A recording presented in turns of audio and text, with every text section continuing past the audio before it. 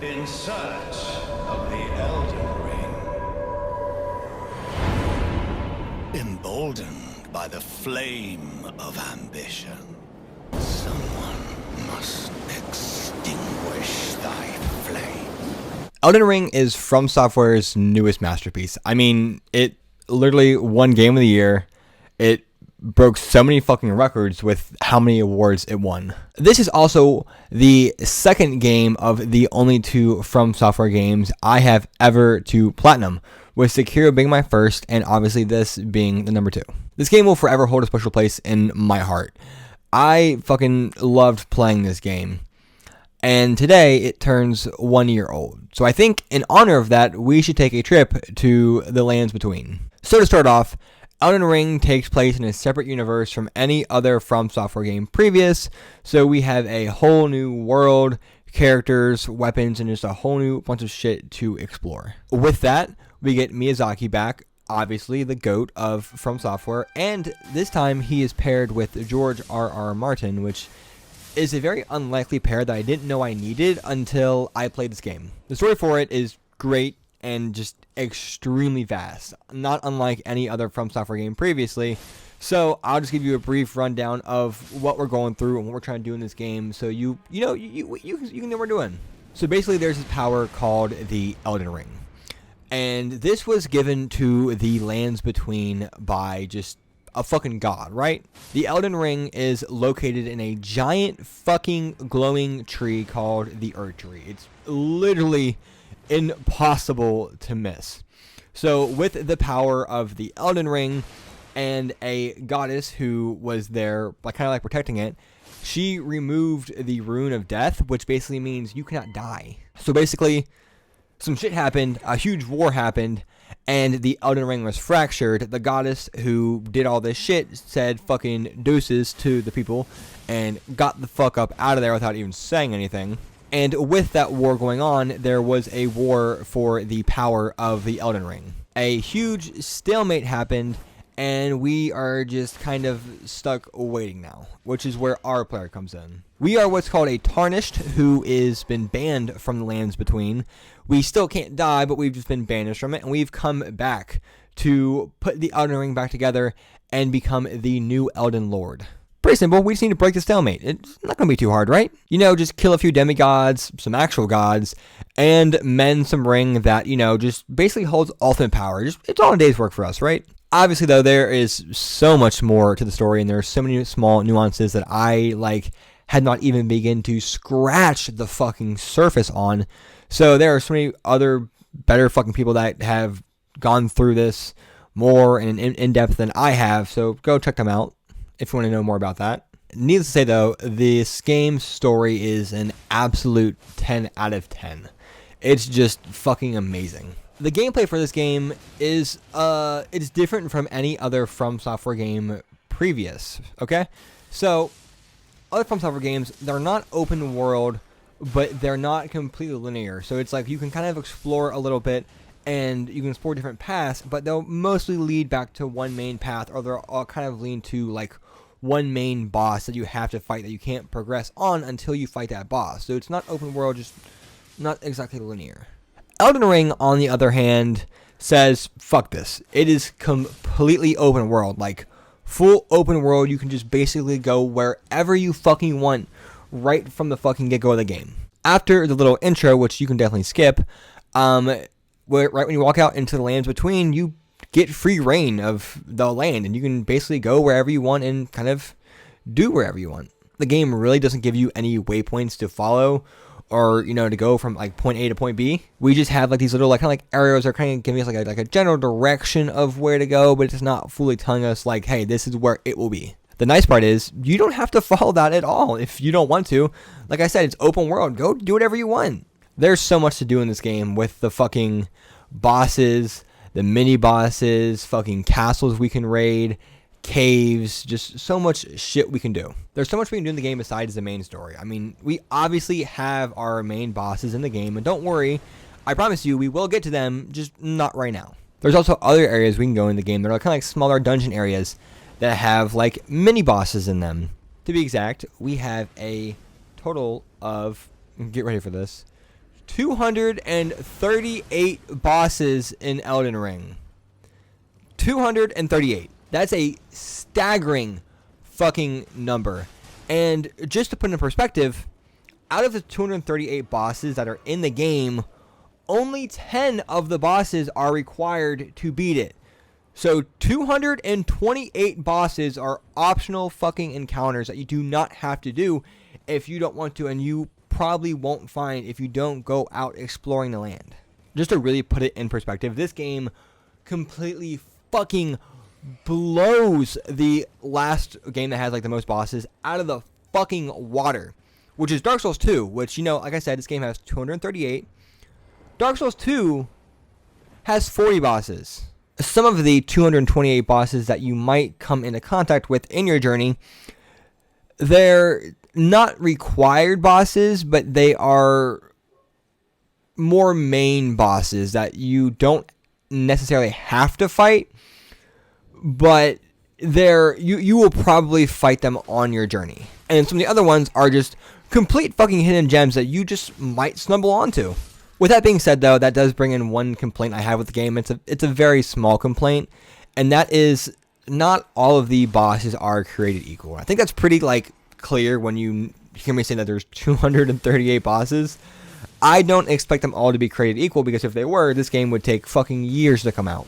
But this game does what Dark Souls 2 does, which is where they'll take an enemy and kind of just beef it up a little bit and make it a boss, or they will just take two old bosses, stick them together in one room, and now it's kind of like a 2v1 fight, which makes it harder, yes, but it's just fucking annoying. And with that being said, though, and there being that many bosses in the game, the world is pretty big. I mean, it has to be pretty big for them to have that many bosses in it, and not all of them just stacked right on fucking top of each other. Just like, look at this map. It is fucking huge.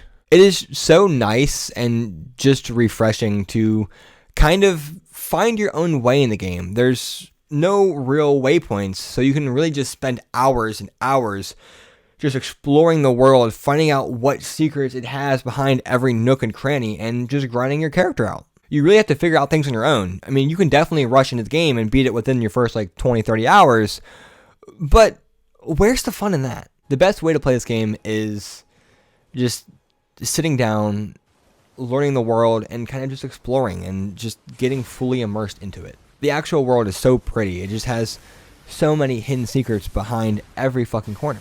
While you're exploring, you'll find caves, castles, cities, and underground fucking communities. It's crazy. Everything in this game just feels like it's made with so much love, and just all so handcrafted.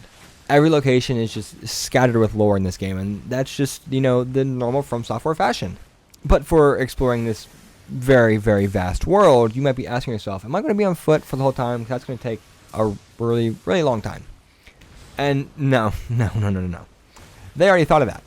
You will be riding a magical fucking horse named Torrent that you can summon at will, and you can ride it and attack on it. It's pretty cool. While riding around, though, and enjoying Torrent, you might stumble into an area that, you know, might be a little dangerous, because, you know, you want to go exploring and you want to go, like, having fun. You might end up in a spot that is too high a level for you, which happened to me. I got fucked up a little bit, but, you know, you might get steamrolled. That's cool. That's fine.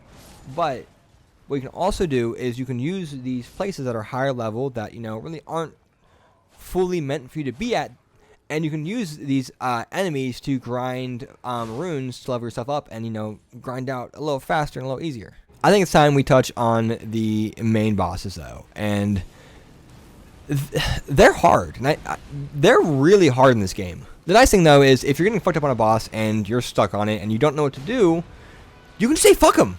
Just fuck him, leave, go somewhere else, go grind some more, go find some new items, go somewhere else in the world, and then come back. And I guarantee you that boss will be easier then than it was when you tried fighting him probably 15 levels ago with weaker items and like 10 hours less of experience. That really is the beauty of the game, because you really aren't restricted to just one area doing this one thing until you beat this one boss. You can really honestly spend tens of hours just exploring and fucking doing shit without even encountering the first main boss. This is truly something different than FromSoftware has ever done before. I know I already said this, but I want to just touch on it again. The fucking bosses, they kicked my ass. They are hard, and they hit very hard. And one small change they added to the bosses in this game that's it's noticeable when you fight the one of the first bosses. It would be easier if I explained an old boss. So if we look back at like Dark Souls 3 or Dark Souls 2, when a boss winds up, they normally swing right after. There normally is no delay. They'll just wind up, swing, let the bitch rip, and you can call it a day, roll right through it. Elden Ring's bosses, they do something a little different. They wind up, and they'll like hold it for a second or two, so you'll anticipate that they're going to attack. So you roll, but then they don't swing. And then they let it rip after you've already rolled and you're in your recovery frame, so you just get fucking smacked. It's something very small that they do, and it really just fucks you up, and it really makes you need to learn the boss's attack patterns, and you really just can't fucking just spam roll and hope and survive that you will live. I mean, you can still do it and find success sometimes, but it's a lot harder in this game than any other game previous. I also feel like on average, this game has the hardest boss to like mandatory boss ratio ever. Like, for example, I guess this isn't a mandatory boss, but like, for example, probably the first boss that you will come across, his name is Margit, the Fell Omen. He is a fucking skill check for how early he is in this game. He's like the first boss you'll find that really uses the delays in his attacks, and he like has just a wide moveset variety, and if you're not paying attention at all times, he can do some serious damage to you. Skipping forward a little bit and jumping to the end of the game, so if you don't want spoilers, skip to just skip ahead. We have Malekith the Black Blade. This motherfucker just does wild damage. I mean, wild damage. And in his second phase, when he hits you, he hits really hard like a fucking truck. I already said that. He also, 2, lowers your health pool, which is just great. And then 3, puts a little status element on you that lowers your health for like a few seconds. So not only did he hit like a fucking truck, lower your health, but he's also burning you as well, which is just, it's really annoying. It's just a great day to ruin your fucking day. After this though, skipping 2 bosses ahead, we have Godfrey, the first Elden Lord, who is a very fair boss. He's fun, he hits hard, and I think he's just generally a hard boss, but he's very fair. Nothing that he did felt unfair. And then for the final boss, we have Radagon, who is the current Elden Lord, and after you beat Radagon, you fight the Elden Beast. This fight is extremely fun. It is very hard, but this second phase is just so fantastic because the setting you fight the Elden Beast in is just so beautiful, and the score to go with it, like the score for all the bosses in this game, they're obviously great. FromSoftware does a fantastic job making scores and soundtracks, but the Elden Beast it's just beautiful. Everything about this boss is just beautiful. Fun little thing though is the Elden Beast, there's these little like light things that can track you and do like just a shit ton of damage. Those are super annoying and can fuck you up very easily. And finally, this boss isn't mandatory. It's actually an endgame boss. But this game has the hardest boss that FromSoftware has ever created. And yes, this boss is harder than Orphanicos. I know. I didn't believe it when I first heard it. And I fought her. And she easily tops him. And I didn't think that they could top the Orphanicos this quickly, but they did. So this boss's name is Molina, and you might have heard of her. To give you a basic rundown of what she does, she is very fast, super agile, hits like a fucking truck, has massive combinations on her attacks, and has this one attack that I really haven't fully figured out how to dodge yet. I kind of just roll, pray, and hold shield. She kind of comes out like this flurry attack, and it's like a bunch of attacks at once, and it just gives me nightmares. She can also apply Scarlet Rot in her second phase, which is kind of like a poison for this game.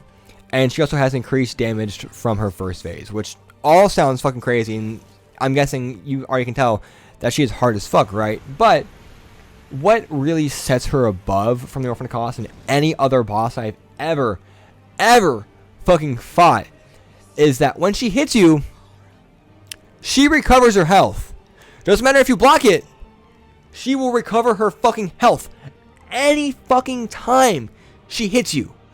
It is absolutely busted. I have zero clue what the fuck they were thinking when they made her. She just blows any other boss out of the fucking water, and she can blow your back out just as easy. Bosses wise though, not everything is rainbows and sunshines for like the mandatory bosses. One of the ones that I hate, I think is like probably one of the dumbest bosses in the game, is the Godskin duo, which you've probably heard about them as well. People complain about them. Is they're just taking two old bosses, adding them together, and they just have a huge health pool. They hit really hard, and it's just almost impossible to beat if you are not summoning someone or using some busted fucking weapon to beat them, or using a combination of the two.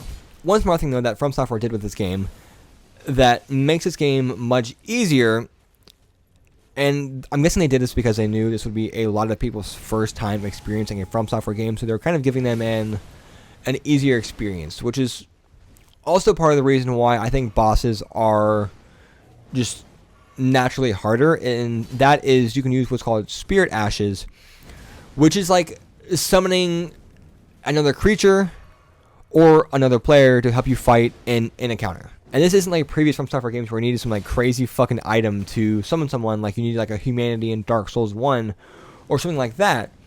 All it takes is either a certain amount of NP or a certain amount of health to summon whatever you're going to do. And you don't even have to be a mage to summon these characters. There are so many choices you can pick from like fucking woofs to like just crazy other shit, and probably the best one I think is the Mimic tier, which is you're basically just summoning a second version of you. Which, just think about that. If you are crazy busted, then your summon will be too. But what these things really do, that is probably the biggest thing, is yes, they can deal damage to the boss, of course, but they break the boss's aggro away from you. So that gives you time to think, it gives you time to heal, gives you time to load up whatever next attack you're going to do on it. Breaking the aggro is just so important, and I think that's why the bosses are harder. I don't want to say the game is meant to be played with Spirit Ashes, but it heavily leans toward the Spirit Ashes. In the end, this game brings a complete new era for From Software games for the future. It's easily their newest masterpiece, and the open world just does so much for it. It's crazy easy, and you won't even notice as time flies by.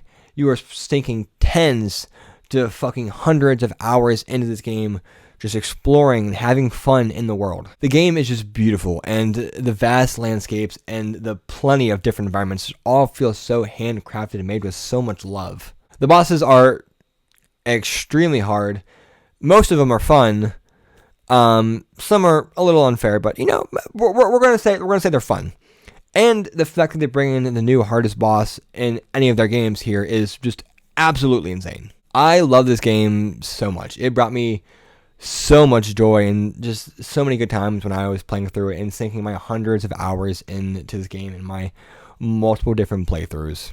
And I didn't cover everything here in this one video for a reason. I want to leave some things a mystery, just like the game, just like Elden Ring. I really do hope you guys enjoyed the video. If you did, please go down and leave a like and comment. I have done other From Software videos that will probably be somewhere along this range. I have one covering From Software in general and one covering Sekiro. So whatever fits your fancy, go ahead, pick one, pick both, pick neither. It's up to you, really. Comment down below. Do you like Elden Ring? Do you dislike it? Do you think it should have won Game of the Year? Should God of War win Game of the Year? Tell me what you think down below.